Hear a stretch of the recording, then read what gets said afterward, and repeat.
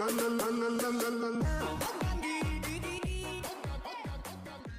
ये इस ड्रामे की उर्दू हिंदी एक्सप्लेनेशन का लास्ट पार्ट है और लास्ट एपिसोड में हम लोग देखते हैं कि सबके सब कान्हा सन के साथ डेट पर जाने का सुनकर और देखकर तो मुंह खोले खड़े होते हैं। सबके मन में लड्डू फूट रहे होते हैं एक तरह से तो। और फिर इन सबकी डेट को भी लाइव दिखाया जाता है। लोगों को इसके लिए कमेंट्स ठोकना होते हैं लाइव और लव पॉइंट्स मारना होते हैं। सबसे पहले फिर फट्टू इसको अपने साथ इनके खानदानी वंदानी ट्रेडिशनल स्टाइल में डेट पर लेकर जाता है और लास्ट पर थोड़ा कंफ्यूज हो जाता है और फिर कानों के गिनने पड़ने पर बाहों में लेकर बोलता है कि बहुत ही ब्यूटीफुल हो। बेचारे के मन में तितलियां उड़ने लगी थी, सचमुच में कानों से लव जो हो गया था और फिर इसको बता भी देता है। और फिर कानों दूसरी डेट पर जाती है काके कुकी के साथ, जिसके लिए फुटबॉल मैच ज्यादा इम्पोर्टेंट था। अभी बच्चा था ना, मन का कच्चा था, गलती से इधर पाँव पड़ गया था तो बेचारा लव को थोड़ा सीरियस ले गया, वरना असल में तो अभी इसकी टॉयज और खेलने कूदने वाला माइंड ही था। और फिर छोटे गुंडा भाई बड़े दयालु और फैमिली टाइप शाना म्याना बंदा थे, पहले ही सारा मामला सेटल कर देता हूँ। और इधर छोटे गुंडा भाई के पापा तो कान्हा सन को अपनी बहू तक डिसाइड कर चुके थे कि अबे पापा हमको भी बताओ ना, क्या है ये ब्राइड, क्या खाने की यमी चीज है, हमको भी खानी है। तो अंकल भी काफी मजाकिया होते हैं, बोलते हैं कि हाँ बिल्कुल बहुत ही यमी है, पर इसके लिए तुम लोगों को कम से कम भी 10 इयर्स तक का वेट करना होगा, फिर बाकी तो तुम खुद ही जान लोगे,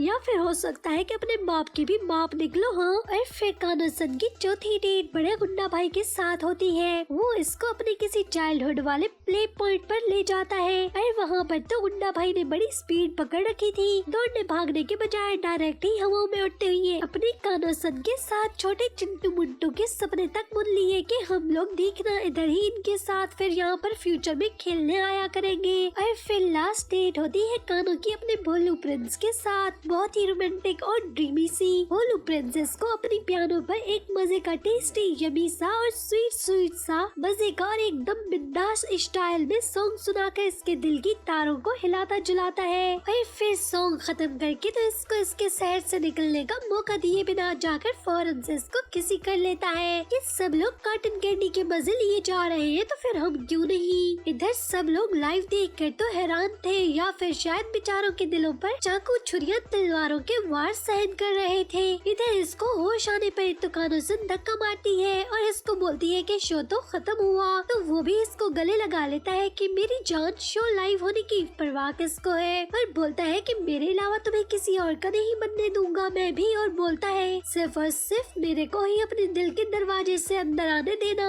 बाकी इस दिल की सीट पर बैठने के लिए तो मुझे तेरी परमिशन भी नहीं चाहिए होगी, बस मेरे को अपने दिल के दरवाजे से एंटर होने देना। अब इन चुटकियों के काटने के पीछे का राज भी थोड़ी देर आगे जाके खुलने वाला है। और फिर ऑनलाइन ऑडियंस की वोटिंग की बेस पर इस कंपटीशन के विनर को ज्यादा से ज्यादा मिलने वाले लव पॉइंट्स की बेस पर और लोगों के कमेंट्स पर विनर डिक्लेयर किया जाता है। और विनर होता है अपना भोलू प्रिंस, जिसका विश्वास तो खुद इसको भी बिल्कुल नहीं होता, पर बाकी सभी को जरूर होता है। कान्हा सन सबके पीछे खड़ी अनाउंसमेंट को सुन रही होती है और फिर लेजेंडरी प्रिंस के सभी टॉयज के सभी लवाजमात कनाडे भोलू प्रिंस के हवाले किए जाते हैं कि लो फिर तू भी इस दीवार पर इन सभी का बाप बनकर तो लटकने वाला है। कनाडे की पोजीशन इस बार पिछले विनर्स के मुकाबले में सबसे ज्यादा स्ट्रॉन्ग थी। साइलेंसर भी बोलता है कि वैसे मैंने सोचा नहीं था कि तुम थर्ड जनरेशन के लेजेंडरी प्रिंस होगे, मैंने तो तुम्हें सिर्फ एक कंटेस्टेंट के तौर पर देखा था, विनर की तरह नहीं। और जी भोलू प्रिंस अपना ताज हाथ में उठा के तो कान्हा सन को ढूंढने के लिए निकल पड़ते हैं कि चल फिर मेरी रानी किधर है, तेरा राजा तो इधर है। तभी जब भोलू प्रिंस कान्हा सन को ढूंढ रहा होता है तो फिर इसके पास रेवोल्यूशनरी प्रिंस आ गए तो इसको कान्हा सन की पतली गली से मौका महल से फरार होने का बताता है कि देख लो वो भाग रही है यहाँ से। और भोलू प्रिंस भी उसको भागते देख के तो एक्शन लेते हुए इसके पीछे दौड़े लगा देता है कि भाग कर किधर जा रही हो, सब्र तो करो जरा, रुको तो जरा। फिर ताज अपने हाथ में लेकर तो इसको पेश करके बोलता है कि लो फिर लेजेंडरी प्रिंस का ताज मैं तेरे कदमों में ले आया हूँ, तो चलो फिर अपना प्रॉमिस पूरा करो और निकालो अपनी डेट का टिकट और मेरे हाथ पर रखो जिसका तूने प्रॉमिस किया था।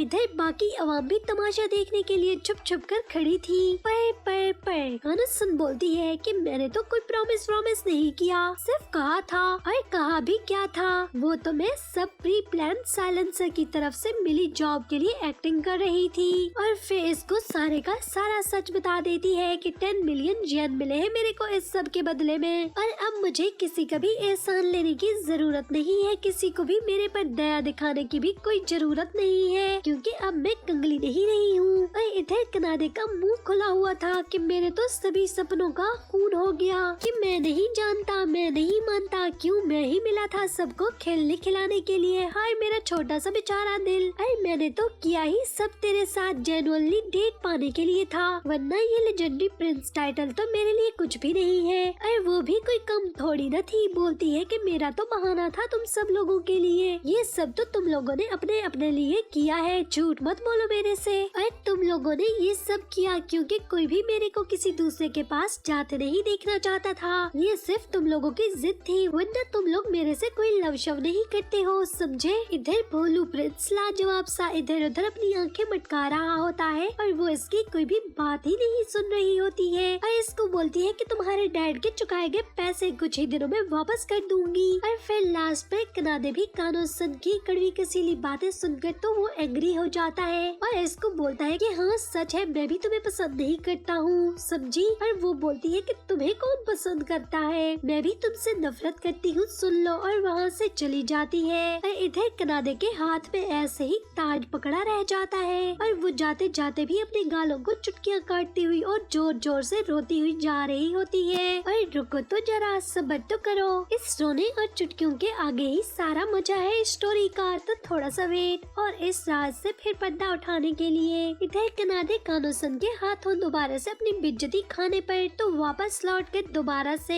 अपने टूटे दिल के टुकड़ों को उठाए हुए पियानो को संभाल लेता है अपने गमों को अल्फाज देने के लिए। इधर गुंडा भाई उदास बैठा था और सोच रहा था कि एक बार फिर कानों की सब एक्टिंग थी और 2 गज की कनिया दोबारा से इन सभी लोंडों को चूना लगा गई अपनी एक्टिंग से। और फिर इसके पास आकर तो छोटा गुंडा भाई के पूछने पर बोलता है, चलो इसकी डेट तो ना पा सका, पर मुझे एक बात की खुशी जरूर है कि इसके सारे डेट्स क्लियर हो जाएंगे। और फिर दोनों ही अपना अपना गम हल्का करने के लिए तो 2 भाई थोड़ा फन थोड़ी मस्ती करने लगते हैं। पर लास्ट पर छोटा गुंडा भाई बोलते हैं कि मेरे को लगता है तुम्हें जाकर एक बार फिर से अच्छे से इसको अपने दिल की सच्ची फीलिंग्स बतानी होंगी, मेरे को लगता है तुम ही हो जो इसको सचमुच में हैप्पी रख सकते हो। पर गुंडा भाई बोलता है कि ये सच नहीं है। और फिर कुछ याद आने पर तो बोलता है, पर एक सेकंड रुको तो जरा, कि तुम्हें इसकी चुटकियाँ काटने के बारे में कुछ पता है, इसके पीछे का कौन सा राज है और क्या खेल चलने का है। तो छोटे गुंडा भाई बोलता है कि मेरे को नहीं पता है सब के बारे में। तो बड़े गुंडा भाई बोलता है कि चलो फिर मैं खुद ही खोज लगा लेता हूँ। इधर ग्लासेस प्रिंस कनाडे को इसके आज फैन मीटिंग के बारे में बता रहा होता है, पर कनाडे का तो सारे का सारा ध्यान कानोसन की तरफ होता है। वह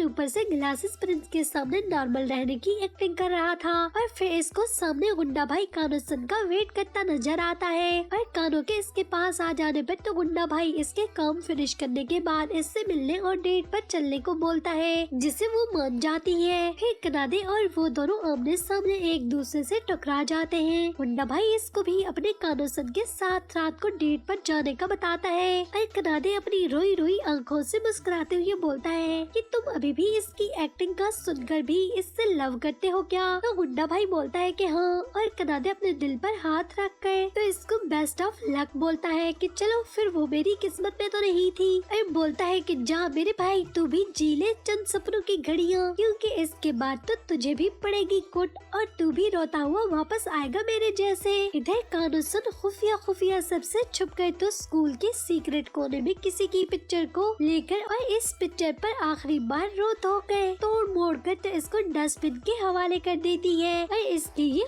खुफिया हरकतें अलादीन के चिराग से निकलने वाला जिन देख लेता है और वो काफी क्यूरियस हो जाता है कि इधर सब कुछ क्या चल रहा है। इसके बाद कनाडे की अपने फैंस के साथ मीटिंग होती है जो कि काफी अच्छी रहती है। इधर फट्टू अपने पुराने जख्मों को लेकर तो रो रहा होता है, मैगजीन को हाथ में उठाकर देखकर तो ठंडी आंखें भर रहा था और खुद को बोल रहा था कि देख लो तुम इस कनाडे सन को बिल्कुल भी नहीं हरा सके हो। अरे अब तो किसी सूरत भी पॉसिबल नहीं है इसको हराना। आखिर वो तो अब सबका बाप बन चुका है, हम सबके मुंह पर जोर जोर का थप्पड़ मार कर। अरे फौरन से डिसाइड कर लेता है कि अब फिर से मैं अपनी लाइफ को अपने हिसाब से जीऊंगा। और फिर इधर ही अलादीन के चिराग वाला जिन इसको अपनी जेब से कानो सन की फेंकी गई पिक्चर दिखाता है कि सरकार जरा अपनी अक्लमंदाना रोशनी इधर भी डाली है, ये कौन सी मिस्ट्री है। इधर ग्लासेस प्रिंस बहुत ही उदास बैठे भोलू प्रिंस से पूछता है कि तुम क्या कर रहे हो। इधर गुंडा भाई कानो सन को डेट पर ले जाने वाला है और अब ये तो भगवान ही जाने कि वो इसको न जाने हाँ या फिर न कुछ भी करने वाली है। पर मेरे को बताओ कि तुम्हारा असल में इरादा क्या है। तो भोलू बोलता है कि मैंने एक्सेप्ट कर लिया है, गुंडा भाई ही इसको हैप्पी रख सकता है, मैं नहीं। कि देखा नहीं मेरे महंगे फ्लावर्स लेकर भी वो बिल्कुल हैप्पी नहीं थी। पर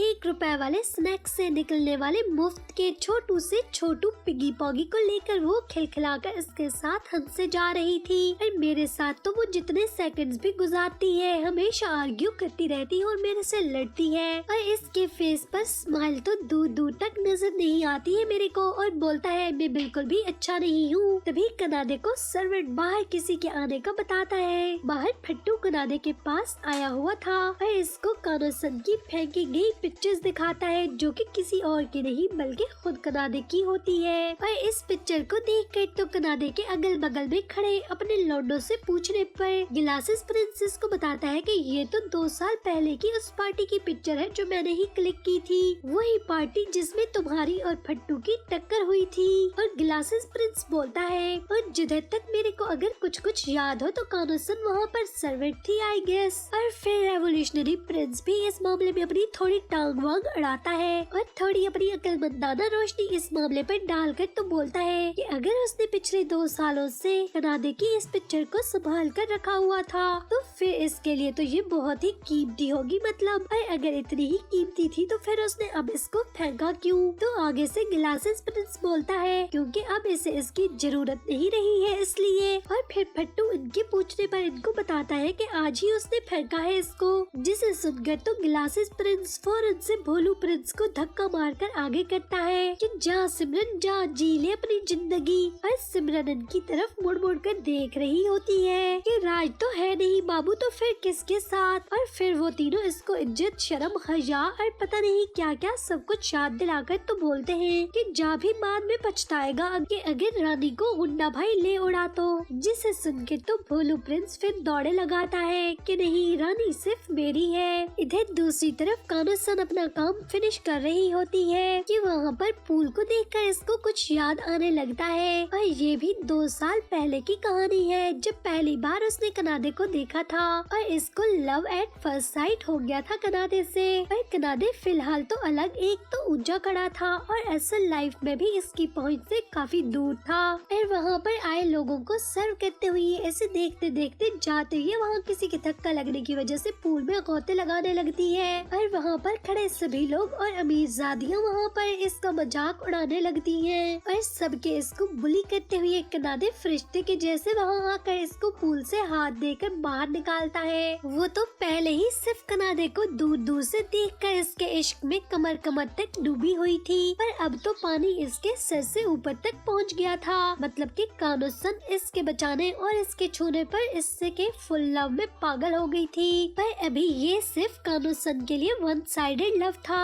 क्योंकि कनाडे ने तो नॉर्मली इसकी हेल्प की थी और कनाडे सन को तो इससे 2 साल पहले जैसे कि फर्स्ट एपिसोड में हमने देखा था लव होता है। और वो भी इसकी एक्टिंग देखकर। और फिर यहाँ से आगे की स्टोरी दिखाई जाती है कि फिर उस दिन जब कनाडे सन ने कानो सन की हेल्प की थी कि पार्टी के खत्म होने के बाद जब कानो सन अपना काम फिनिश कर रही होती है कि इस पार्टी में क्लिक की गई पिक्चर्स को मेमोरीज के तौर पर लगा देखती है तो वो वहाँ से कनाडे की पिक्चर को उठाकर अपने पास रख लेती है और पूरे 2 सालों तक संभाल कर रखती है। और फिर बाकी स्टोरी तो आप लोगों को बहुत ही अच्छे से पता है कि कब और कैसे हुआ। और फिर स्टोरी यहाँ से प्रेजेंट में शिफ्ट हो जाती है। कानो सन के काम फिनिश करते हुए गुंडा भाई एग्जैक्ट टाइम पर कानो के पास पहुँच चुका था और जाते ही इसको गले लगाने के बाद बोलता है कि तुमने अभी तक ऐसा नहीं किया। और फिर इसको पूछता है कि ये चुटकियाँ तुम कब काटती हो। मेरे को लगता है कि जब नर्वस होती हो या फिर कंफ्यूज और साथ में किसी को लेकर तुम्हारी स्ट्रॉन्ग फीलिंग्स होती है ना। और इसको चुपी लगे देखकर तो हुंडा भाई को समझ में आ जाती है बात कि तुम्हारा पहले से ही कोई और क्या सीधे सीधे कनाडे ही द वन एंड ओनली है ना। और फिर इधर हुंडा भाई भी जोर जोर से रोने लगता है कि समझो आज हुंडा भाई सचमुच में हार गया है, क्योंकि वो बाकी सभी के सभी प्रिंसेस में से सबसे ज्यादा इसको लव करता था बगैर किसी वजह और किसी लालच के। और फिर इधर से सीन शिफ्ट होता है। कनाडे भी भाग भाग कर आखिरकार वहाँ पर पहुँच ही जाता है कानोसन के पास। और इससे हुंडा भाई के पूछने पर तो पता चलता है कि वो तो वहाँ से जा चुका है। और कनाडे को अपने सामने खड़े देखकर तो कानोसन दोबारा से अपने गालों पर चुटकियाँ काट रही थी और इससे पूछती है कि इधर क्या करने आए हो। तो वो इसको अपनी पिक्चर दिखाता है, जिस पर वो इससे इसकी पिक्चर लेने के लिए लड़ने लगती है कि तुम्हें कहाँ से मिली, मेरी है ये तो कनाडे भी इसको बोलता है कि जाने मन एक पिक्चर के लिए क्यों झगड़ा कर रही हो, पूरे का पूरा जीता जागता हंसता मुस्कुराता बंदा गुलाम हाजिर है आपकी खिदमत में। तो वो इसको बोलती है कि जैसा तुम समझ रहे हो ऐसा कुछ भी नहीं है। और बोलती है कि मैंने किसी खास मकसद के लिए इस पिक्चर को नहीं रखा हुआ था अपने पास। तो भोलू प्रिंस भी इसको बोलता है कि चलो बाकी सभी झगड़ों को तो इधर उधर कर देते हैं, सीधी बात ये है कि तुम मतलब मुझसे हेट नहीं करती हो। तो वो इसको बोलती है कि करती हूँ तुमसे हेट और बहुत ही ज्यादा करती हूँ। तो भोलू प्रिंस भी इसको देख कर तो हंसते हुए बोलता है कि बहुत सियानी म्यानी न बनो, पागल थोड़ी ना हूँ मैं। अगर हेट करती तो किसी की पिक्चर को ऐसे सीने से लगा कर थोड़ी ना कोई रखता है। और फिर इसको दोबारा से अपने गालों पर चुटकियाँ काटते देख कर तो इसका हाथ पकड़ कर पूछता है तुम्हें फेट के बारे में कुछ मालूम है। तो वो बोलती है कि जो गार्ड इंसान के लिए बनाकर भेजते हैं। तो कनाडे इसकी बात सुनकर बोलता है कि बिल्कुल पहले मेरा भी यही ख्याल था तुमसे मिलने से पहले। जब पहली बार तुम मेरे को मिली थी तो मुझे अपने गार्ड की तरफ से सेंड की गई कोई रानी लगी, बिल्कुल वैसे ही जैसे कि मैंने सोच रखा था। पर तुम तो इसके बिल्कुल अपोजिट थी और फिर हमेशा सिर्फ और सिर्फ तुम्हें सोच सोच कर तो मुझे गुस्सा आता था। और फिर इसका हाथ पकड़कर बोलता है कि चलो फिर यहाँ से हम अपनी किस्मत खुद बनाते हैं, क्या बोलती हो। और कानोसन की इसकी बातें सुनकर तो चू चरा करते हुए इसको पकड़कर किस करता है कि लो लगा दिया लाक इस ऑप्शन पर मैंने। और इसकी आंखें आंसुओं से भरी खड़ी थी। और फिर कानोसन के आंसू साफ करते हुए बोलता है कि मैं तुम्हें बहुत ज्यादा लाइक करता हूँ और ये पहले की तरह मैंने किसी से बैट नहीं लगा रखी है, बल्कि ये मेरे दिल की सच्ची फीलिंग्स है तुम्हारे लिए। और इसकी बातें सुनकर तो कानोसन भी मुस्कुरा देती है और फिर दोनों हैप्पी हैप्पी एक दूसरे के गले लग जाते हैं। और फिर इसके बाद लास्ट पर स्टोरी में दिखाया जाता है कि बाकी के सभी लोग भी अपनी अपनी लाइफ में आगे बढ़ जाते हैं। हर कोई अपनी न्यू गर्लफ्रेंड को पटाने की खोज में लगा होता है कि अब कानोसन तो हाथ आने से रही, क्योंकि इसके हाथ तो किसी और के हाथ में है अब। और फिर लास्ट पर कानोसन और कनाडे सन को एक साथ हैप्पी दिखाया जाता है। तो यहीं पर इस स्टोरी का एंड हो जाता है। तो कैसी लगी आपको ये स्टोरी, आपने हमें कमेंट में जरूर बताना है।